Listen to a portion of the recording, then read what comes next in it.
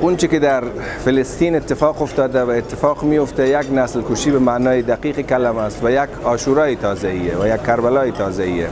پیش چشم همه جهانیان 8 میلیارد انسان کره خاکی و 2 میلیارد انسان مسلمان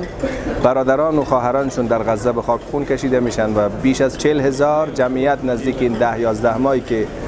اتفاق افتاده، بلکه در طی این 75 سال یک ملت به گروگان گرفته شده، یک ملتی که همه اصالت، هویت، نجابت، خاک، سرزمین و همه چیزش از دست داده و توسط یک مجموعه بی هویتی که فاقد سرزمین آمده با زور و با قلدری و با پشتوانه استعمارگران و مستکبران سعی کرده که این جامعه بی پناه و بی دفاع رو به خاک و خون بکشانه. امت اسلامی در گام اول و در فراتر از او همه انسان‌های آزاده نسبت به این مسئله حساسیت ویژه باید نشان بدن،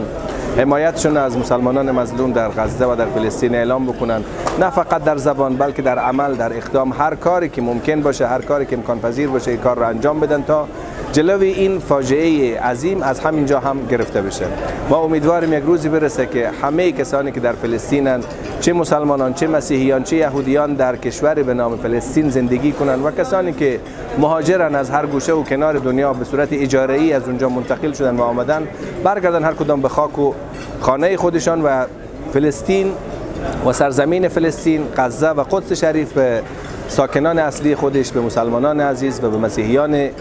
عزیزی که ساکن فلسطین و حتی به یهودیان محترمی که داخل فلسطین ساکن بودن، به همه اینا تعلق بگیره و صهیونیست ها پس به همون موطن و مأوا و منزل اصلی که داشتن برگردن ان شاء الله.